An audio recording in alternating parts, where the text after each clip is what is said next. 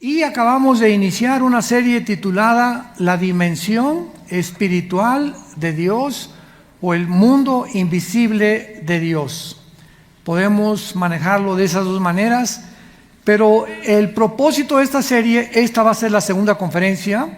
La primera la dimos en la conferencia anterior.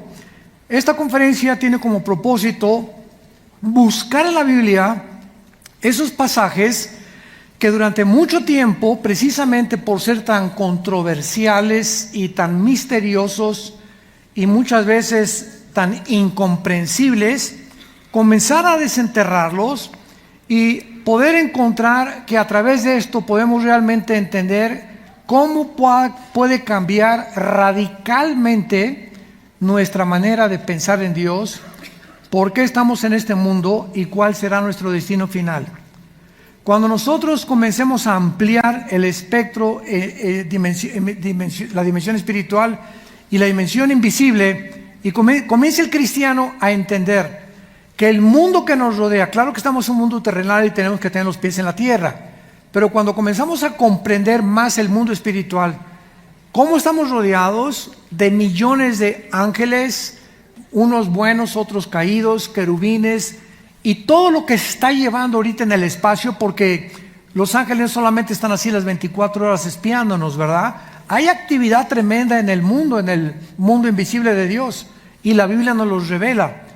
Y cuando comenzamos a comprender el mundo espiritual o de los ángeles, cómo opera y qué características tienen estas entidades espirituales y la influencia que tienen sobre nosotros, comenzamos a abrirnos un mundo diferente de confianza en cómo piensa Dios.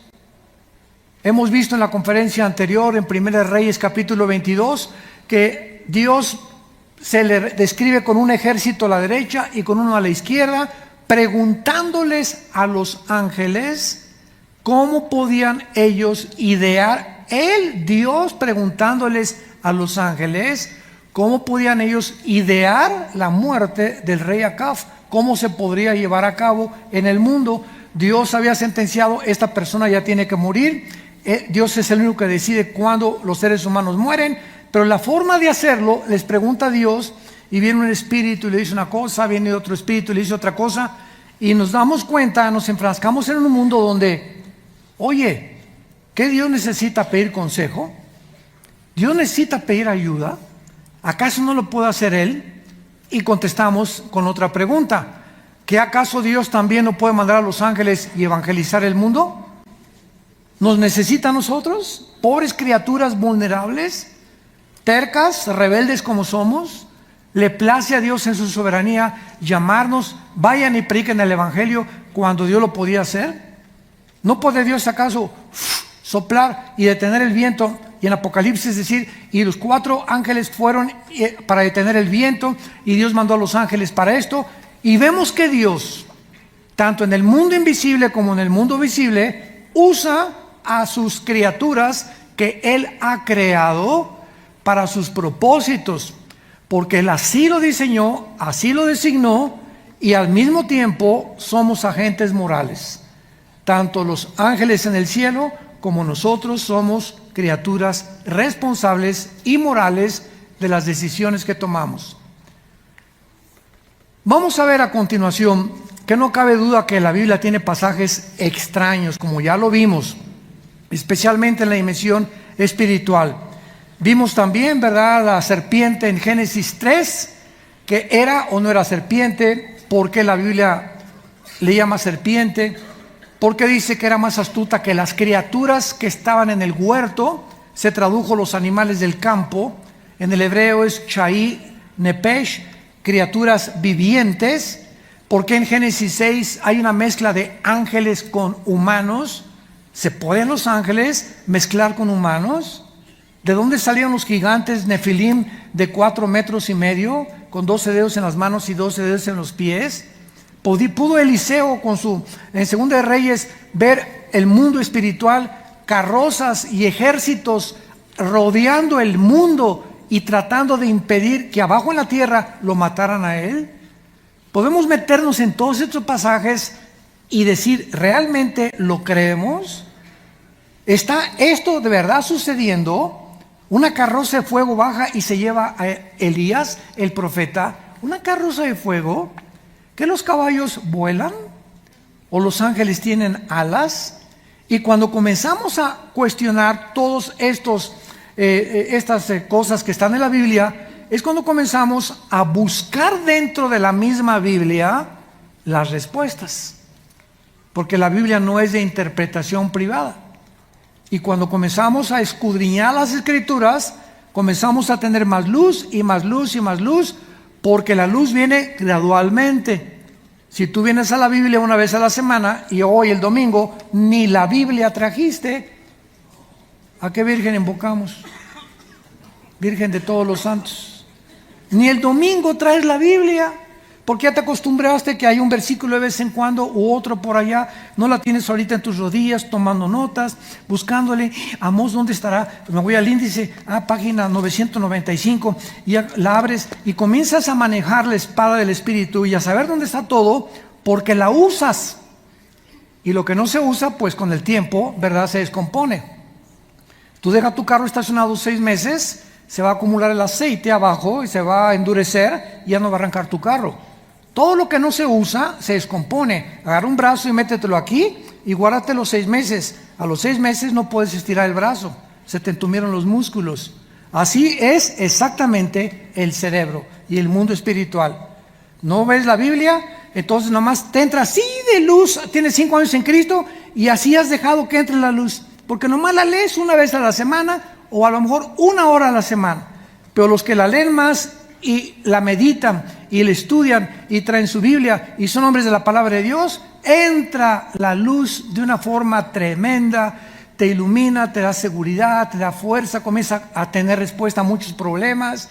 Tu frustración que traes, tu amargura, la ansiedad, el estrés que está gobernando a los seres humanos comienza a salir de tu vida, porque en el amor no hay temor. El perfecto amor echa fuera el temor, echa fuera el estrés, echa fuera la ansiedad, y comienzas a vivir una vida en abundancia. He venido para que tengan vida y vida en abundancia. Entonces, qué triste que los cristianos no puedan vivir de esa manera en el mundo en que estamos viviendo. Muy bien, vamos pues a ver que no cabe duda que la mayor parte de la gente actualmente está fascinada con lo sobrenatural y lo sobrehumano, y lo podemos comprobar con la cantidad de películas que actualmente se están pasando de ciencia ficción y que en los últimos años se han estrenado. Los superhéroes, los Transformers, los X-Men, Harry Potter, los Vengadores, Batman, Superman, Rambo, invasiones de demonios, invasiones extraterrestres, la guerra de las galaxias. Y la pregunta es, ¿por qué? ¿Por qué han tenido éxito todas estas películas y todos estos videos que están transmitiendo? Simplemente podríamos contestar porque estas películas se salen del mundo ordinario. En otras palabras, nos ofrecen un mundo más emocionante que el mundo en que estamos viviendo. Nos transportan a otra dimensión, donde vemos que tienen poderes, etcétera, etcétera. Tienen algo, casi todas, ¿verdad?, entre el bien y entre el mal, pero magnificado a una escala cósmica que emociona. Y por otro lado, la gente es atraída siempre por el mundo sobrenatural. Por eso la gente va a una feria a que le lean la mano, el tarot, la bola de cristal, gobernantes que consultan a chamanes, etcétera, etcétera, porque somos atraídos a otra dimensión que algo nos da testimonio que existe. Porque dice Eclesiastés, apúntalo, 3, versículo 11. Eclesiastés 3:11, que Dios puso dentro del alma humana el mundo eterno, la eternidad. Traemos dentro de nuestra alma la eternidad. Y no somos como el chimpancé o como el delfino, como el elefante o como cualquier animal inteligente, que son inteligentes y tienen alma los animales, pero los animales no tienen conciencia de Dios. No tienen conciencia de otro mundo que existe. Y cuando se nos presenta a nosotros en películas y esto y la guerra de las galaxias y que Marte y los viajes, nos atraen y nos fascina. Porque, repito, nos sacan del mundo natural. Y esta es la Biblia. La Biblia es un libro, el único de los billones de volúmenes de literatura que existen. El único libro que nos saca del mundo natural, nos corre las cortinas y nos revela un mundo impresionante que se ha estudiado con mucho descuido, y que al conocer este mundo impresionante, de veras te vas a sentir un superhéroe. Te vas a sentir con una confianza en el Espíritu Santo y en Cristo, y vas a saber que mayor es el que está dentro de mí, mayor es el que está dentro de mí, que esa persona que se endemonió, que esa bruja que me maldijo, que cualquier persona que tenga poderes. Dentro de nosotros tenemos el poder del Espíritu Santo, que es mayor a cualquier otro espíritu que pueda haber en el mundo. Y cuando lo descubres, ¿qué te hace caminar? Como soldado, como guerrero. Ya no caminas con temor. ¿Y qué me va a pasar? ¿Por qué? Porque sabes que dentro de ti siempre estará Dios. Nunca te va a dejar, nunca te va a abandonar. Perderás el temor, y al echar fuera el temor de tu vida, tendrás paz para conocer la voluntad de Dios. Muy bien. Vamos a ver que existe dentro de la condición humana algo que siempre anhelamos que vaya más allá de nosotros, ¿verdad? Nuestra experiencia humana. Sin embargo, las mayores cosas que la gente se imagina no son reales. Yo le llamo marihuanadas. Y la gente, la imaginación es muy grande, y por eso Julio Verne y todos los escritores que inventaron muchas cosas fueron reales, otras no fueron reales. Pero por tratar de escaparnos de este mundo, el mundo busca entonces a través de las drogas. El LSD que los Beatles trajeron a América, que es la dietilamida de ácido lisérgico, la marihuana, ahora el éxtasis y otras sin número de anfetaminas que existen. Ingerir algo que nos saque de este mundo, que nos transporte a un mundo psicodélico que no existe más que en nuestra mente, porque no es real, y que estás bajo el influjo de demonios.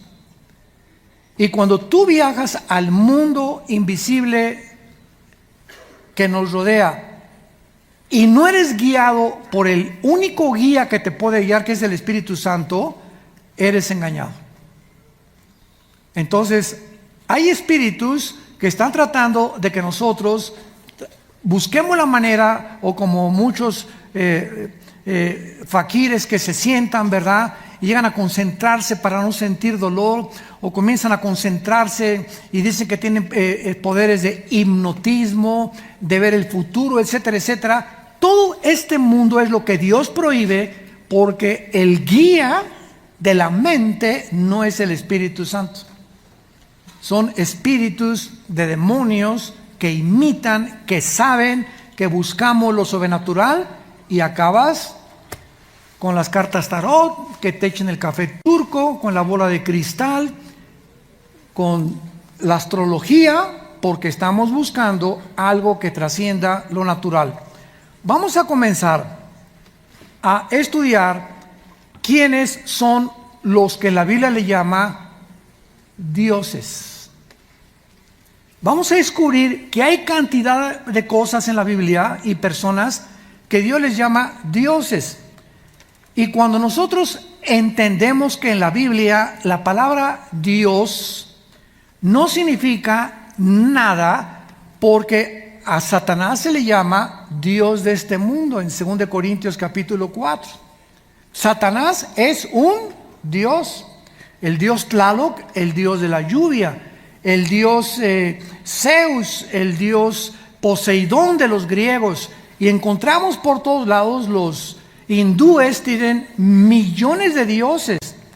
Y cada vez que nos sumergimos en el mundo, y oímos la palabra de Dios, como una señora una vez me dijo, es que doctor Alducin me dice, yo creo en Dios, y le contesté, ¿en cuál Dios? ¿En cuál Dios? Cuando tú dices creo en Dios, no estás diciendo nada.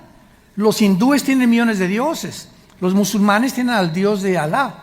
Entonces, cuando alguien dice creo en Dios, no está diciendo nada, te está diciendo solamente creo en algo sobrenatural, una deidad, no sé cómo, pero yo creo en algo, una fuerza, lo que sea, pero no te está diciendo que cree en el Dios y Padre de Jesucristo. Y el único Dios verdadero, el único Dios vivo y verdadero, se llama Yahweh, Jehová. Ese es el nombre del Dios verdadero y de su Hijo Jesucristo. Y cualquier otra manera de comunicarnos con los dioses que estamos el mundo tratando de comunicarse, se están comunicando con demonios, con ángeles caídos. Y vamos a ver de qué forma Dios en el mundo sobrenatural tiene reuniones con los Elohim, con los dioses, o sea, con potestades y con entidades espirituales que tienen autoridad en el universo cósmico de Dios y que se encuentran unos bajo el control de Dios, otros en rebelión contra Dios, pero existe un mundo arriba de nosotros, igual que como nosotros, organizado, presidente, vicepresidente, gobernador, presidente municipal, etcétera, etcétera, organizado igual que aquí, con mucho más organización, desde luego, que en el mundo que vivimos. Vayamos al Salmo 89 para comenzar. Vamos a comenzar a quitar muchas incógnitas y a sorprendernos de las cosas que tal vez has leído tantas veces en la Biblia y no habíamos podido entender. Anteriormente hicimos la pregunta si los cristianos realmente creen lo que leen en la Biblia. Y si así es, vamos a considerar el siguiente para ver si realmente tú crees todo lo que la Biblia dice. En el Salmo 89, versículo del 5 al 7, tenemos esta revelación. Y dice así, Salmo 89, del 5 al 7, celebrarán los cielos tus maravillas, oh Jehová, tu verdad también en la congregación de los santos. ¿De cuáles santos hablará? ¿De los que están en el cielo, de los que están en la arriba? ¿O cuál es la palabra hebrea para santos? Porque ¿quién en los cielos igualará a Jehová? ¿Quién será semejante a Jehová entre los hijos de los potentados? Ponle en tu Biblia a la palabra potentados Elohim. ¿Saben por qué deben traer la Biblia? Ponle a la palabra potentados Elohim. Vamos a traducirlo. ¿Quién será igual a Jehová entre los hijos de los dioses? ¿Hijos de los dioses? Hermano, ¿de qué está usted hablando? ¿Quiénes son estos hijos de los dioses que está mencionando aquí el Salmo 89? No, mejor no lo entiendo, pásale la hoja. Porque es lo más natural, ¿verdad? Y es normal. Cuando no tenemos la revelación y está medio complicada la cosa, mejor le sigo leyendo. Ya dejo a ver quiénes son los hijos de los dioses. A ver, ya entre 2 o 3 años lo voy a entender. Versículo 7, Dios temible en la congregación. Esa palabra congregación es la asamblea de los hijos de los dioses. Y formidable sobre todos cuantos están alrededor de él. En este pasaje estamos hablando de una corte que Dios tiene como un rey, donde tiene sus príncipes, sus cortesanos en su trono de universo, y aquí se refiere a la corte de millones de seres espirituales que rodean a Dios en su trono. La palabra congregación apunta, es la palabra hebrea cajal, con Q de queso, cajal, y H intermedia, cajal, que significa asamblea. ¿Quién estará en la asamblea o en la reunión de los hijos de los dioses? Pregunta aquí el autor de este salmo. Y podemos aquí traducir este pasaje claramente en el original hebreo. Dios está presidiendo como el presidente de una compañía, como un rey en una corte que tiene de seres espirituales de los dioses y donde finalmente Él da su decisión. Brinquémonos rápidamente al libro de Daniel, capítulo 4, y ya comenzamos a profundizar aquí. Dios tiene una corte donde toma decisiones, donde muchos de ellos sirven como consejeros. ¿Consejeros? ¿Qué Dios necesita consejeros? ¿Que Dios necesita la opinión también de los ángeles? ¿Dios necesita tu opinión, mi opinión, de seres vulnerables, rebeldes, débiles como somos los seres humanos? ¿Cómo es posible que pueda Dios llegar al grado de decirle a alguien: oye, Carlos, te pregunto, ¿te vas a casar con Chencha? Sí, ¿y qué? Bueno, no, yo nada más estaba preguntando. ¿No me quieres preguntar si me ha preguntado mi opinión? Si Chencha es para ti. Oye, Pancracio, ¿quieres comprar esa casa? ¿Sí? ¿Te interesa? Claro que me interesa, te conozco de Dios. ¿No me has preguntado como mi hijo? Mi opinión sí me interesa. ¿Ya oraste por lo menos algunos días para saber que la decisión que tú estás tomando me interesa que me consultes para yo darte mi opinión? No, no necesito tu opinión. Bueno, Dios nos deja. Dios nos deja.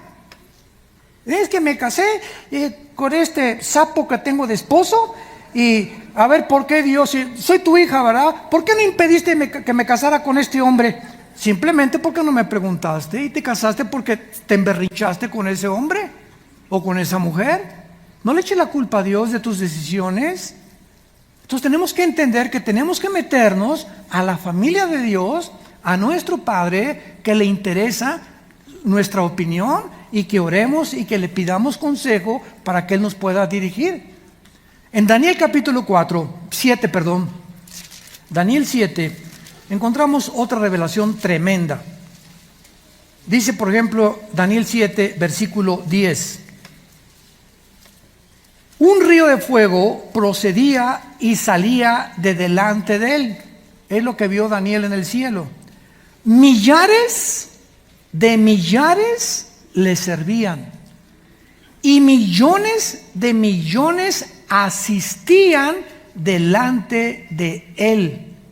El juez se sentó y los libros fueron abiertos. Lo mismo que nos dice el salmista en el 89 que vimos nosotros, que Dios se le describe en una corte como un rey con todos sus súbditos. Es la misma imagen, el mismo retrato que Daniel le da el Espíritu Santo. Dios lo veo en su trono con millones de entidades espirituales que le están sirviendo y le están asistiendo noche y día, igual que nosotros.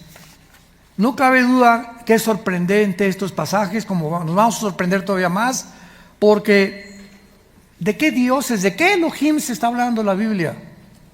¿Por qué se les llama a todos los que sirven a Dios los hijos de los dioses? A ver, vamos a comenzar a conectar las piezas del rompecabezas. Desde el libro del Génesis, Satanás le dijo a Eva: Eva, serás como Dios, pero eso no dijo. Si tienes tu Biblia, apunta lo que le dijo Satanás a Eva. Esa palabra Dios es Elohim. Entonces, Satanás le dijo a Eva: serán como los plural dioses. Si tú participas de ese árbol o de ese fruto, vas a ser como los dioses. ¿De cuáles dioses está hablando Satanás? Ya que seguimos estudiando la Biblia por todos lados, vamos a encontrar que a todas las criaturas espirituales que están en el cielo, todas ellas conocen ahora el bien y el mal. Hubo ángeles que se rebelaron, se quisieron asomar qué es la maldad y fueron arrastrados por Lucifer. Los otros ángeles se quedaron con Dios, sirviendo a Dios, adorando a Dios, conociendo a Dios, Y ellos conocieron también el bien y el mal. Vieron la cruz, iba a haber una guerra en Apocalipsis 12 entre los ángeles de Dios y los ángeles de Satanás. Y es lo que Dios no quería que nosotros conociéramos. Entonces, cuando la Biblia retrata en Génesis 2 a Adán y Eva, síganme con cuidado, el último retrato de la primer pareja humana, son desnudos. Y estaban ambos desnudos y no se avergonzaban. Es el último retrato antes de pecar de la primer pareja humana. Ok. Pasa algo en medio, que es la tentación, y cae en la tentación. Y el próximo retrato de la primer pareja humana es la misma pareja tapándose sus órganos genitales. Ya tenían vergüenza. Antes de la caída no tenían vergüenza.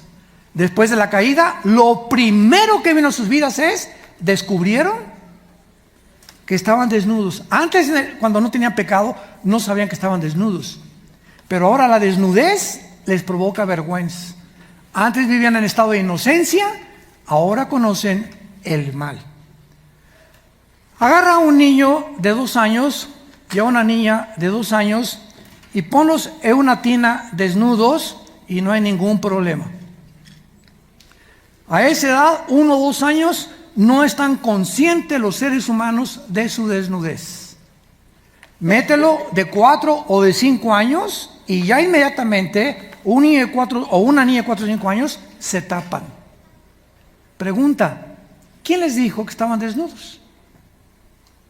¿Quién les enseñó que es vergüenza o que es vergonzoso nuestra desnudez?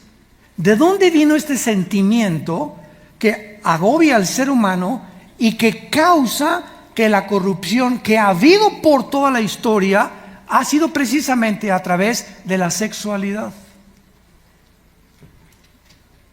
Todos los más grandes crímenes, todo lo que hay ahorita, todo el degeneramiento, divorcios, transgénero, homosexualismo, lesbianismo, lo que tú me quieras mencionar, está relacionado con la sexualidad.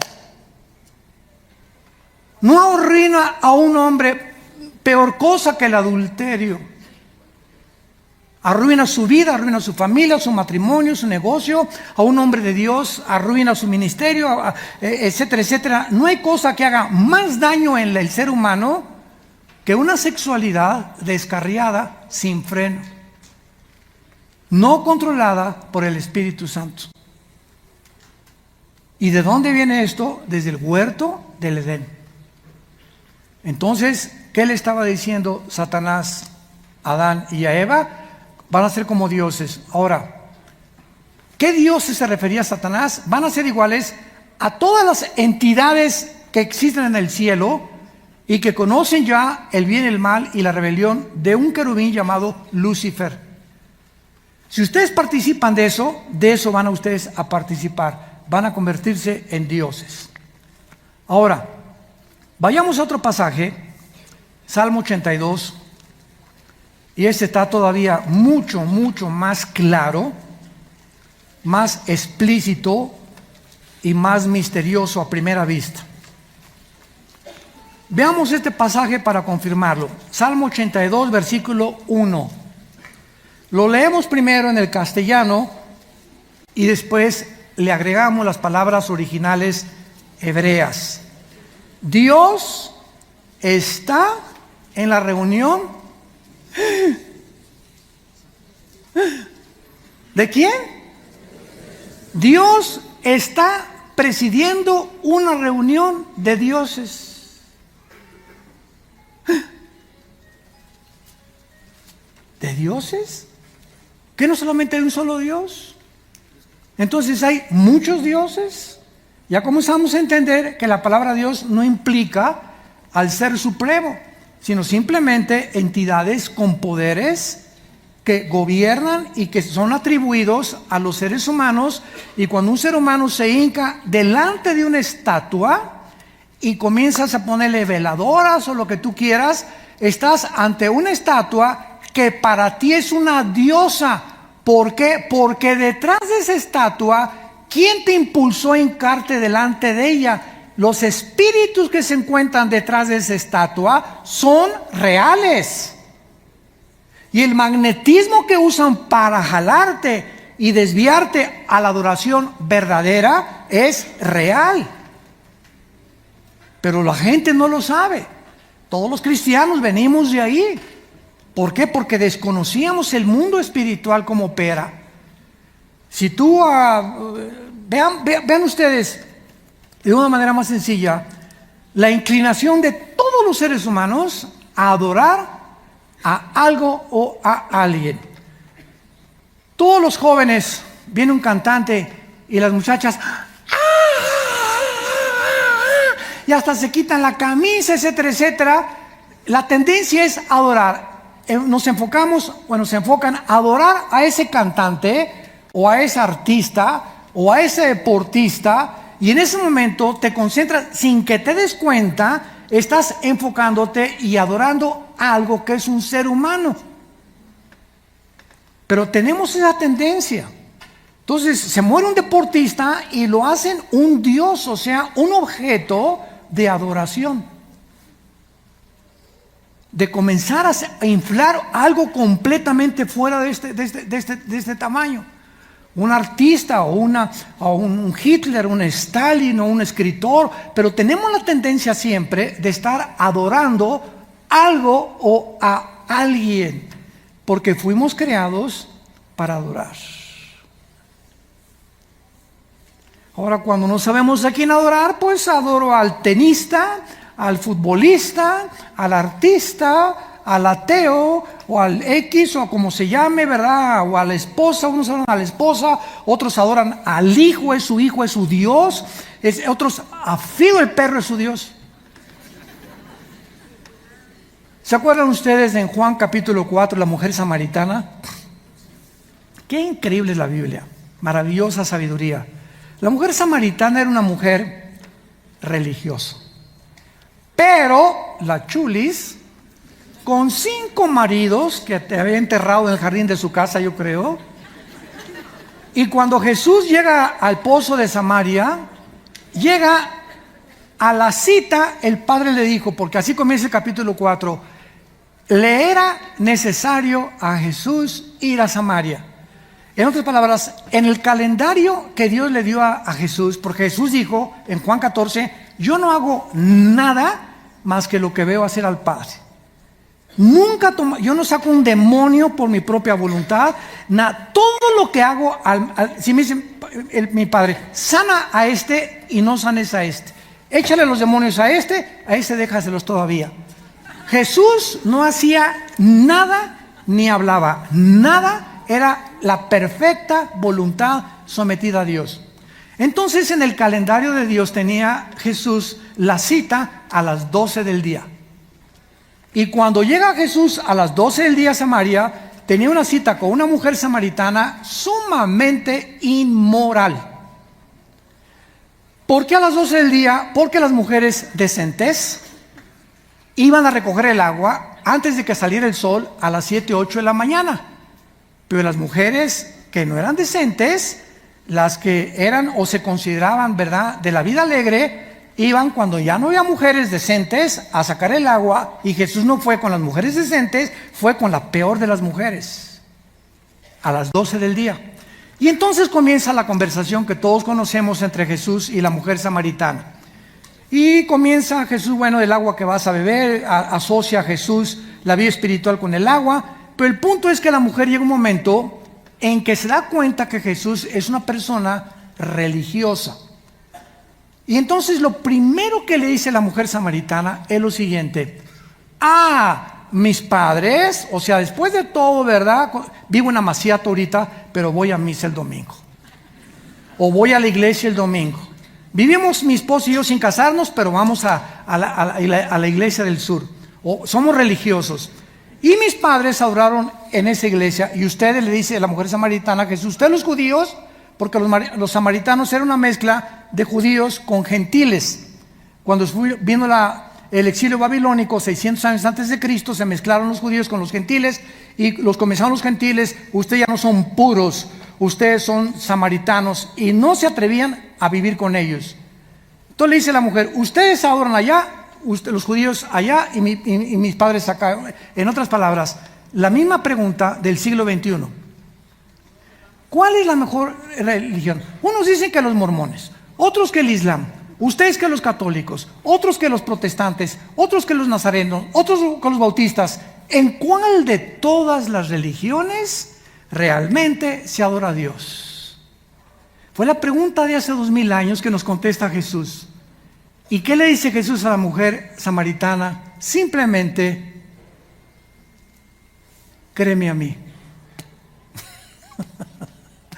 No le creas ni al papa, no le creas ni al pastor, no le creas ni al budista, no le creas ni al musulmán. Créanme a mí, a Jesús. Y yo me encuentro en la Biblia. Y cuando tú me conozcas a mí, a Jesús, y me invites a tu corazón, vas a descubrir que yo no soy una religión. Soy una criatura espiritual, igual a Dios, con la esencia de la divinidad, que entro a tu vida para abrirte los ojos y mostrarte a quién debes adorar. Y Jesús continúa diciéndole a la mujer samaritana, mi Padre es espíritu y los que le adoran, en espíritu y en verdad, es necesario que le adoran. Entonces cuando eres cristiano, ya no entras a un edificio, aquí está Dios. No, Dios no está en ningún edificio. Yo antes, cuando tenía la religión de mis padres que nos inculcaron, cuando iba a la religión con mi abuelita, entrábamos y las mujeres se tapan con un velo, ¿verdad?, la cabeza, y los hombres, aquí no se habla, todo con respeto, porque ahí está Dios. Y sales de ahí, arriba Pancho Villa. Ajúa, ¿no que no tronabas pistolita? Porque nos enseñan que Dios está ubicado, confinado a un lugar material. Y la Biblia dice, Dios no habita en templos, en edificios hechos por nosotros. Es como si creyéramos que cada vez que entramos a este salón, aquí está Dios. Dios está dentro de ti. Y la iglesia somos nosotros, no el edificio. Pero se nos caen las vendas y comenzamos a ver la luz. Comenzamos a ver el amanecer. Amanece, la noche pasa y está amaneciendo en cada persona que sigue a Jesús. Entonces regresamos al Salmo 82. Dios está en la reunión de los dioses. Sabemos perfectamente bien que todos los versículos de la Biblia deben comprenderse dentro del contexto en que están escritos. Ah, qué importante es esto, ¿verdad? Y la palabra Dios también es Elohim. A ver, Elohim está en la reunión de los Elohim. ¿Ya te confundiste? Ya comenzaron a salir chispas ahí por todos lados hasta por tus orejas, humo.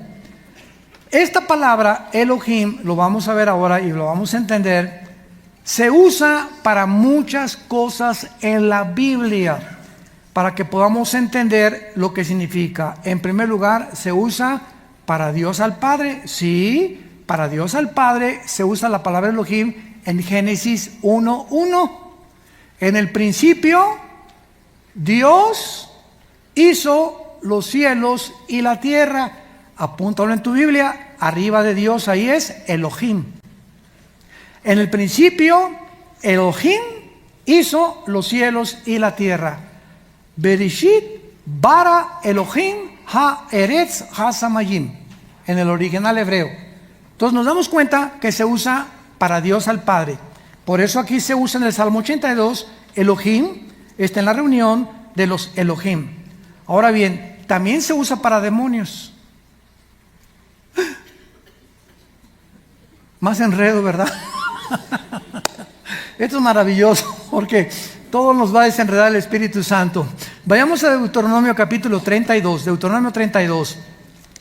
¿Ven por qué necesitan traer la Biblia? Deuteronomio 32, versículo 17. Está en el Antiguo Testamento para que te regreses de Apocalipsis. 32, 17. Sacrificaron a los demonios y no a dioses que no habían conocido, y no a Dios a Dios que no habían conocido, a nuevos dioses venidos de cerca que no habían temido nuestros padres. Esta palabra demonios es la palabra que dice la Biblia que sacrificaron a los demonios. Es la palabra, apúntalo, Shed, S de Samuel, H, E de Enrique, D de Daniel. Es la palabra hebrea Shed, que se traduce dioses o Elohim. Entonces, cuando los judíos estaban sacrificando, no al Dios verdadero, cualquier sacrificio que hagas que no es al Dios verdadero, lo estás haciendo a dioses, escondidos detrás de lo que tú estás ofreciendo. Cuando tú llegas en el Día de Muertos, fíjense, digo, por ignorancia, ¿verdad? Y traes tu olla de mole para don Panchito, que se murió hace 3 años. Don Panchito, aquí está mi olla de mole y mis florecitas. El muertito no se va a comer ni el mole, ni tampoco las flores le van a gustar, porque no hay nadie ahí. Estamos trayendo a algo que nos imaginamos que representa cuando es algo completamente inadecuado, y esto se llama paganismo. Ahora, muchas personas son paganas y lo éramos nosotros, y hay todavía muchos cristianos que siguen siendo paganos, haciendo cosas que realmente no le corresponden a Dios. Pero cuando lo haces por ignorancia, Dios te perdona, porque no sabes, ya está la India María trayendo el molito y la señora Fifi trae las flores al muertito. Ni el muerto se va a llevar las flores, ni se va a comer el mole. Tanto los ricos como los pobres somos igual de ignorantes. Y hacemos cosas, ¿verdad? Yéndonos de rodillas, sangrándonos por todo, peregrinaciones. Todas estas cosas las hacemos porque algo nos impulsa a hacer algo para ser aceptados por los dioses. Mira mis rodillas, Señor. ¿Vas a sanar ahora sí a mi niña? Mira lo que he sufrido. Mira, tengo cargando la cruz durante 10 kilómetros, Señor. Ve mi sufrimiento. Quiero hacer esto para que tengas misericordia de mí. Todo eso es ignorancia. Dios hizo el más grande sacrificio en la cruz. No nos pide ya Dios sacrificios, sino obediencia. Pero lo hacemos por ignorancia, porque no conocemos las sagradas escrituras. Muy bien. Ahora veamos también que este término hebreo, Elohim, ya vamos a profundizar y a rascarle más todavía, no se refiere a una gama o a un conjunto especial de habilidades que solo Dios el Padre tiene, porque la Biblia hace una distinción muy clara entre Dios el Padre y los demás dioses. Y cuando la Biblia dice Elohim estaba en el lugar de los dioses, es porque a Dios también se le asigna el nombre de Dios. Pero realmente, si tú dices creo en un Dios y no es el Dios de la Biblia, Jehová es otro Dios que no es el Dios verdadero. Por ejemplo, veamos nosotros las veces que la Biblia menciona Elohim o el Dios que es el Dios verdadero. Éxodo capítulo 7. Dichosos los que traen su pluma y su Biblia. Éxodo 7, versículo 1. Nota esto. Jehová dijo a Moisés: mira, yo te he constituido Elohim. Te he constituido Dios. Yo te he constituido Dios para Faraón. Y tu hermano Aarón será tu profeta. ¿Qué le está diciendo Dios a Moisés? No que sea un Dios como el Dios el Padre. Te he constituido con el poder o la representación que un Dios tiene para Faraón. Tú me estás representando al Elohim del cielo aquí abajo en la tierra. Salmo 29, versículo 1. En el Antiguo Testamento también. Salmo 29, versículo 1, dice así: tributad a Jehová, oh hijos de los Elohim. Tributad a Jehová, oh hijos de los Elohim, dad a Jehová la gloria y el poder. Salmo 95, versículo 3. Salmo 95, versículo 3, que asocia exactamente lo que estamos diciendo, porque Jehová es Elohim grande y Rey grande sobre todos los Elohim. Ven cómo el Espíritu Santo nos va llevando ya, y al mismo tiempo que se les llama a las entidades espirituales dioses, hay un Dios que es el verdadero Dios sobre aquellos que quieren tener las facultades y el poder de Él, delegado por Dios, el Dios verdadero, y que se les llama en la Biblia también dioses. Ahora bien, esta corte espiritual que Dios tiene y que rodea a Dios de entidades espirituales son espíritus. Todos fueron creados. Lucifer ha sido, es y será hasta ahorita la criatura espiritual, el sello de la perfección de la creación de Dios. Lucifer, no existe un querubín, un serafín, un ángel, ni el arcángel Miguel, nadie más bello, más poderoso, más sabio que él. De todo lo que Dios ha creado, su obra maestra, su obra de arte, fue Lucifer.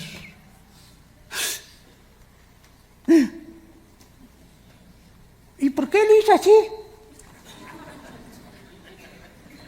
Dios levanta a una criatura y al mismo tiempo que hace a Lucifer, lo más bello que él pudiera producir, como puede un pintor decir, esto es mi cuadro, mi obra de arte, esto es lo mejor, como es el Cristo de Salvador Dalí, o un retrato de Van Gogh, o una ópera de Giuseppe Verdi, o de Giacomo Puccini, o la Traviata, o el Rigoletto es mejor que la Traviata, o que Aida, y así como hay músicos, las sinfónicas y las composiciones de Beethoven, las sinfónicas de Beethoven, siempre hay entre los artistas, cantantes, compositores de ópera, de música, algo que resalta de todo lo que Dios los ha inspirado. Pues lo más bello que ha creado Dios en toda la historia del universo fue a Lucifer. Vamos después a ver que la palabra Lucifer en Isaías 14, versículo 12, se traduce Heilel en el hebreo. Heilel, H-Y-L-Y-L, Heilel, que significa el que brilla, o el que lleva la luz, o el portador de la luz. Y esta criatura espiritual, que es la más bella, la más gloriosa, la más poderosa que Dios ha creado, en el mismo momento que Dios le dio todo lo que le dio, lo vuelve completamente en reversa, y todo lo que le da, lo usa para Él. Y Dios nos lo permite para recordarnos lo que se llama la maldición de la belleza. ¿Qué pasa con una muchacha? Un ejemplo. ¿Qué pasa con una muchacha de 20, 25 años de edad que es preciosa? Y se mete al mundo de las modas, o se mete al mundo de la artisteada, o se mete al mundo del modelaje. ¿Saben qué va a pasar? Inmediatamente va a tener 5 o 6 invitaciones de viejos gordos, rabo verdes, cargados de billete, de plata, que inmediatamente le van a invitar y le van a decir, como no, te voy a hacer esto y el otro, pero vas a pasar por las armas primero. Y ya a los 26, 27, 28 años de edad, pues uno de estas personas se va a casar con ella, le van a ofrecer el dinero, se va a dar cuenta que no la hizo y va a seguir con otro y con otro, porque nunca va a creer merecedora de las personas, y siempre tendrá personas que la querrán, y tarde o temprano esa belleza con la nación se convierte en una maldición. Nunca pudo formar un hogar, ni tener hijos, ni estar con un solo individuo. El hecho que seas bella, el hecho que seas guapo, el hecho que tengas prestigio, el hecho que tengas dinero, ten mucho cuidado. ¿Por qué Dios le dio a esa persona esa casa tan bonita y yo aquí parezco Gutierritos? todo humildito, y soy cristiano, y mi compadre con sus Mercedes, etcétera, etcétera. ¿Y por qué al diablo lo hace así? Inmediatamente entra entre nosotros ese espíritu de comparación, de creer que porque una persona es bella o guapa o bonita o tiene riquezas, creemos que es mejor que nosotros o que está viviendo mejor que nosotros, y es la mentira del siglo. Es la mentira del siglo. Caras vemos, corazones no sabemos. No es lo que tú ves. Esas personas, la mayor parte de ellas, no te imaginas la vida tan miserable que tienen. Hace algunos años, hay un ejemplo ahorita para terminar rápido, estoy dando ejemplos para que podamos asociar lo que estamos en la Biblia con la vida real. Hace muchos años hubo una princesa en Inglaterra, la princesa Diana. Se casa con el hijo de la reina, que posiblemente sea el próximo rey, y cuando vive en ese palacio, llega el momento de decir, Dios mío, es que esto es mentira. Y Diana pues venía del campo, no era una muchacha criada en la realeza, y deja el palacio. Y este hombre ya de por sí que andaba con la que se casó ahorita, ¿verdad? Había sido su amante, andando ya con Diana. Y pues sabemos que en Francia muere un Mercedes-Benz, un accidente automovilístico.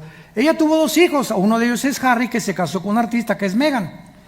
Ya saben lo que pasó en el periódico, que dice Harry, el príncipe y heredero y todo. ¿Saben qué? A mamacita, la reina Isabel, no quiero el palacio, no quiero oro, no quiero sirvientes, no quiero que me sirvan el desayuno en vasos de plata. Nos vamos del palacio.